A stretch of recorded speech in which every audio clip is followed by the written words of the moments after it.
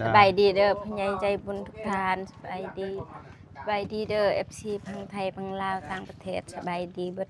ทุกคนเด้อสบายดีน่ากินกะแลมกินกินกะแลมกินใจเด้อดอขอบใจหลายๆขอบใจหลายๆเด้อแม่เอ็นเดกับพอเอ็นเดกับแม่ไม้พญายใจบุญ FC ทุกๆคนขอบใจหลายๆที่ซอยเรือน้องซอยเรือลูกอวยพรให้แม่เพิ่นนะขอให้สุขภาพแข็งแรงอายุมันควรยืน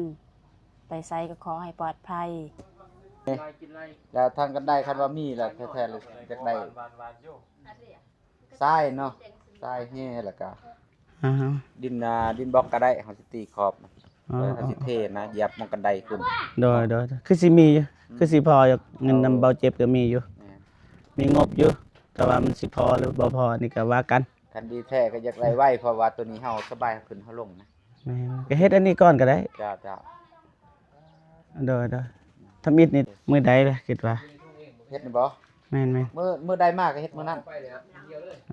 ยากเพราะว่าตัวนี้เพื่อเฮาเอาเมียนให้มันแข็งอันเด้นี่ยากกับดินบอกนะเพราะว่าเบาเจ็บก็บ่มีรถนะบ่มีรถใหญ่มีแต่สิอาศัยเบาลีนี่แหละบ่ยากคันว่าอันก็รถเดินตามเฮาก็มีใส่รถเดินตามเฮาแล้วก็เอาแห่เอาทรายมารถเดินตามก็ได้มาตีนกันได้ซื้อมันจะซื้อน้ำมันให้ได้ซอยกันเฮาสิออกค่าน้ำมันอยู่ดอกเวลาไปซื้อก็เบาเจ็บก็ไปน้ำเพราะว่าเงิน FC นะบ่แม่นอื่นจ้าได้อยากให้มันชัดเจนก็คือว่าเงินผู้ใหญ่เนาะ1,000 2,000ก็เงินเขาแบบนั้นนะได้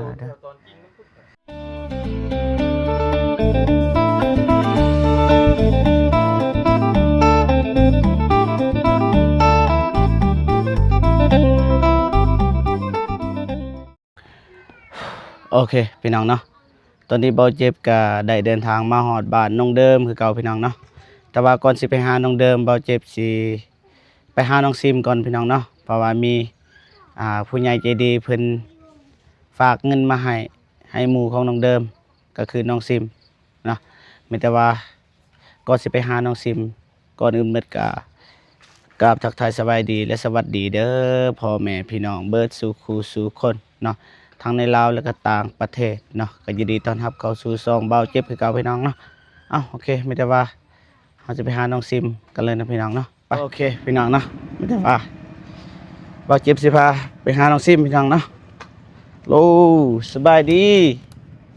ฟาเธอกำลังใส่ทรงให้ลูกพี่น้องเนาะเขาอนุญาตขึ้นเด้อเด้อได้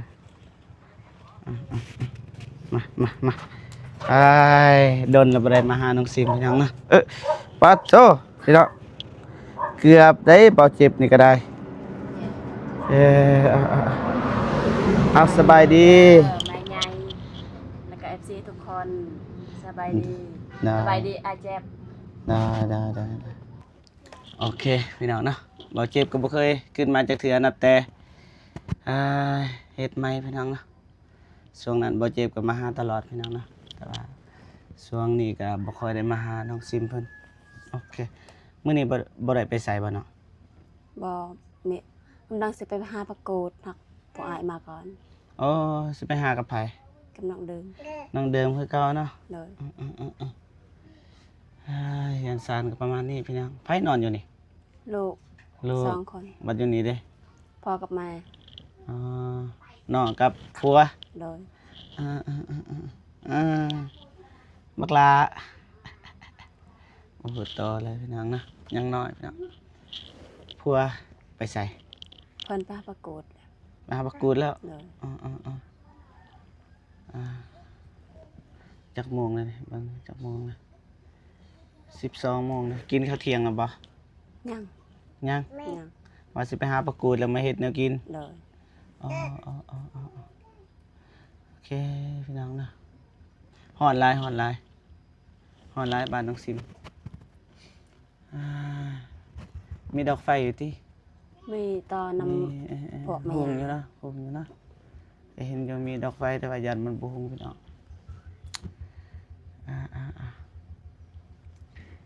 อายก็บ่มีหยังหลายนะพอดีมีผู้ใหญ่ใจดีเพิ่นฝากเงินมาให้นำเบาเจ็บนำเบาเจ็บประมาณอยู่150,000น้องก็คือสิฮู้แหล้วแม่ใหม่ โดย พออันดีนะเพิ่นฝากเงินมานำเบาเจ็บนะเพื่อไปให้น้องซิมพี่น้องเนาะ150,000กีบพี่น้อง150,000ประมาณอยู่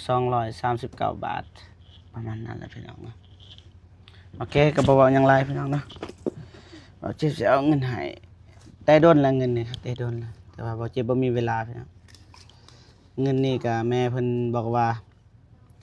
ให้น้องไปซื้อหยังก็ได้ไปซื้อน้ำกินน้ำยากหรือว่าซื้อนมให้ลูกก็ได้พุ่นน่ะเด้อ โดย โอเคอ่ะ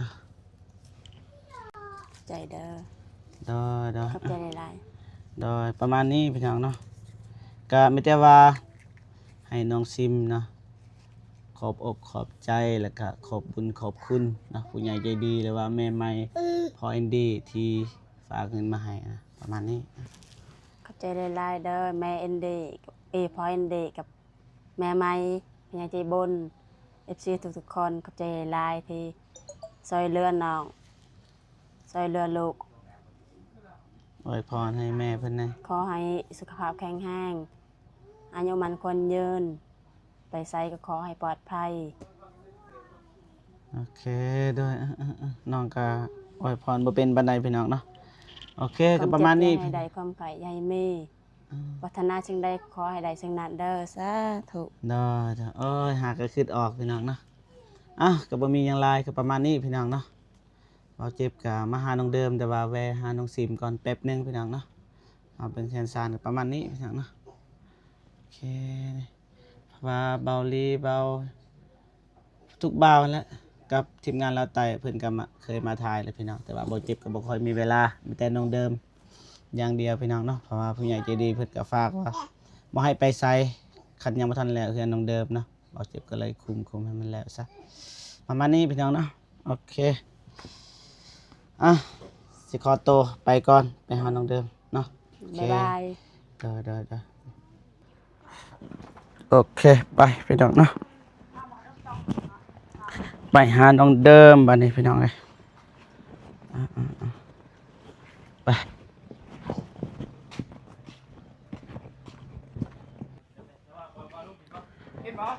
โอเคพี่น้องเนาะ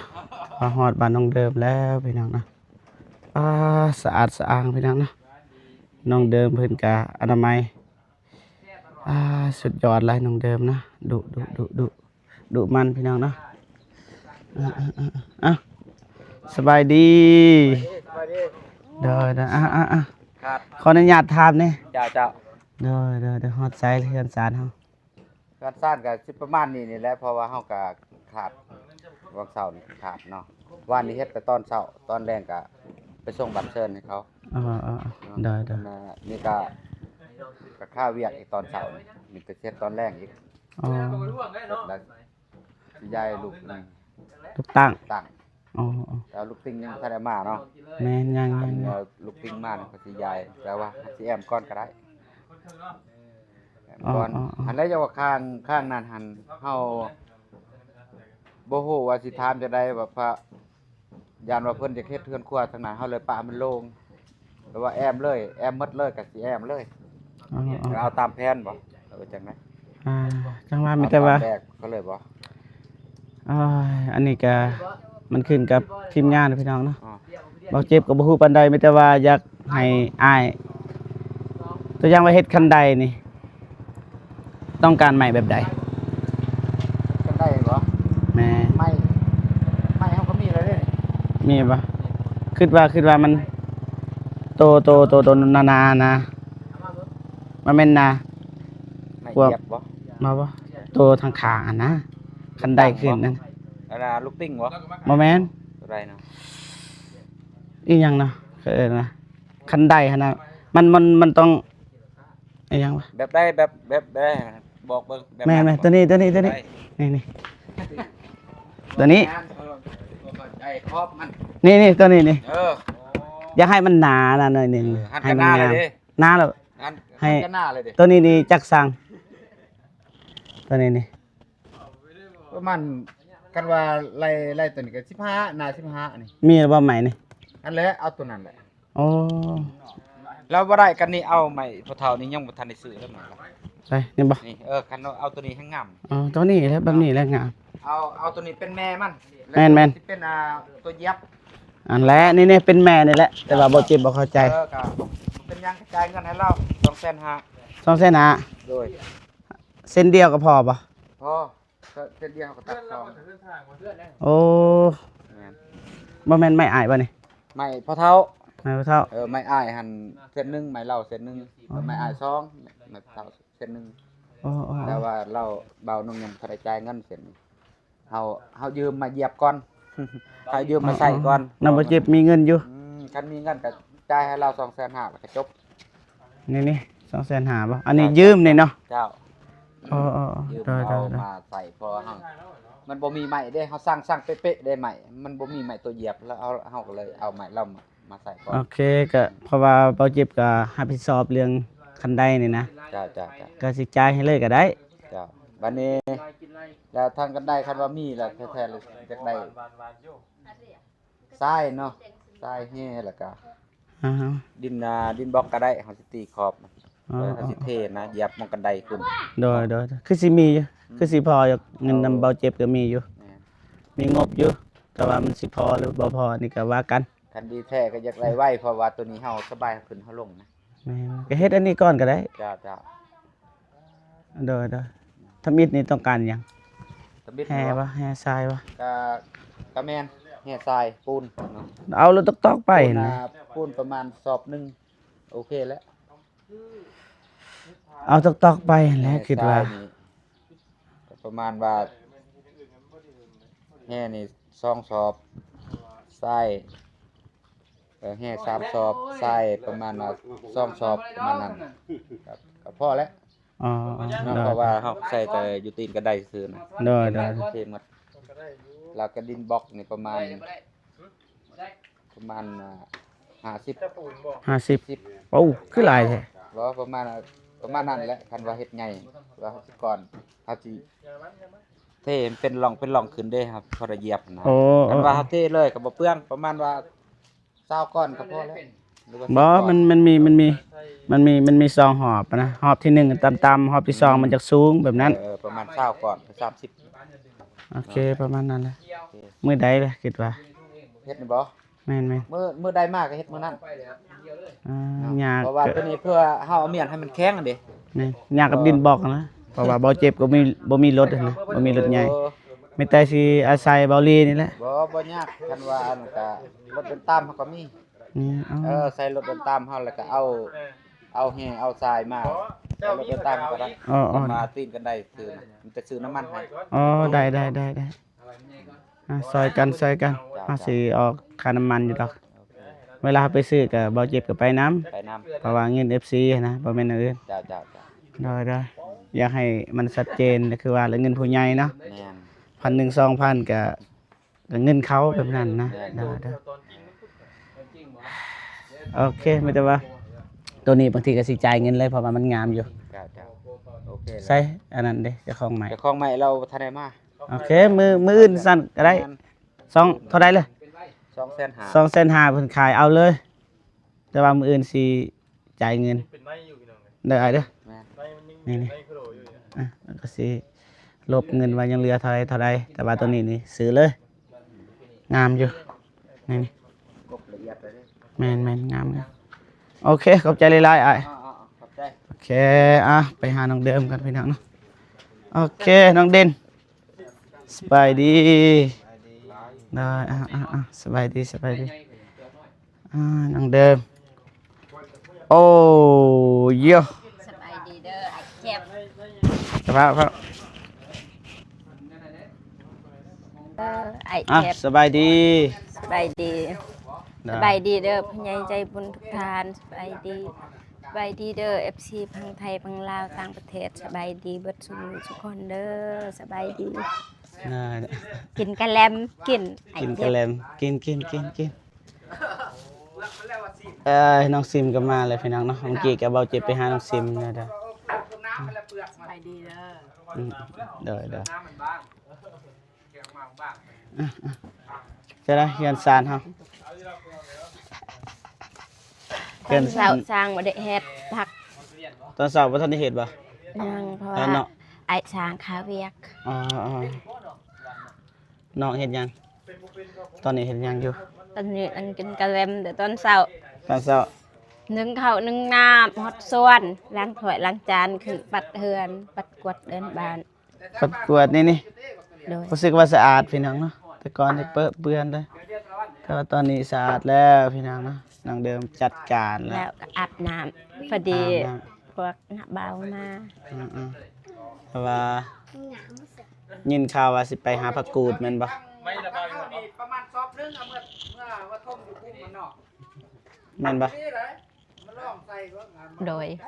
น่าได้โดยได้ยินไอ้บ่บ่ ฟังหน้าเบาหลีเบาเสียงไอ้เจ็บ อ๋อไอรีบ่ได้มาเด้ หน้าเบายาวลืม เลยนะพี่น้อง หลายคนถาม นะ บ่ได้ยินมัน โดย เบาจังไดว่าใหม่เบิ่ง บ่เป็นหยังอ้ายถามว่ายินข่าวว่าน้องสิไปเก็บผักกูดบ่ โดย ถ้าว่าบ่ได้ไปเนาะ โดย เดี๋ยวจะหน่อย มาก่อน เดี๋ยวเจ้าหน้าที่ทีมงานก็สิเมื่อแหละเพราะว่าเฮาสิเกียมเดินทางไปเมืองก็ลืมเอาบ่แม่นแขวงสารวันแต่ว่าไปทางบ้านโพนพี่น้องเนาะไปทางเมืองก็ลืมเฮาสิออกเดินทางบางทีก็ฮอดก็ค่ำๆนี่แหละประมาณ เอาเรียบ้านแหง 3-4 โมงหรือว่า5 โมงฮอดประมาณนี้นะประมาณนี้พี่น้องเนาะก็แบบไปหาน้องเดิมคือเก่าพี่น้องแล้วก็บอกน้ำสร้างว่าเสร็จบันไดพี่น้องเนาะเพราะว่าน้ำเบาเจ็บก็มีงบแล้วพี่น้องเนาะบ่ฮู้ว่าพอหรือบ่พออ้ายเพิ่นว่าสิซื้อดินบล็อกซื้อแห่ซื้อทรายซื้อปูนแต่ว่าเบาเจ็บก็บ่มีเงินแต่ว่าไอ้สร้างเพิ่นว่าเอารถของอ้ายเองไปเพิ่นว่าไอ้สร้างเพิ่นว่าตัวเองมีรถแล้ว แต่ว่าให้ใส่น้ำมันก็พอแล้วเพิ่นว่าเนาะแต่ว่ามื้อใดเบาเจ็บมาแต่สารวัตรเนาะมื้ออื่นบางทีก็มื้ออื่นก็สิได้ไปพี่น้องเนาะโอเคขอบใจหลายๆเนาะ เดินทางปลอดภัยเด้อไอ้เจ็บ ได้โอเคบ๊ายบายน้องซิมโอเคมาทางมุมนี้คือเก่าพี่น้องเนาะมามุมเก่าพี่น้องเนาะมุมเก่านี่บ้านน้องเดิมนี่มาอัปเดตคู่มือพี่น้องเนาะเมื่อวานก็บ่ได้เฮ็ดปานใดมื้อนี้ก็ตอนเช้าก็บ่ได้เฮ็ดอ้ายเพิ่นว่านะแต่มื้ออื่นก็ว่ามื้อนี้เริ่มนับแต่กินข้าวแล้วก็สิเริ่มเลยอ้ายเพิ่นว่าแล้วก็เฮ็ดเลยประมาณนี้พี่น้องเนาะ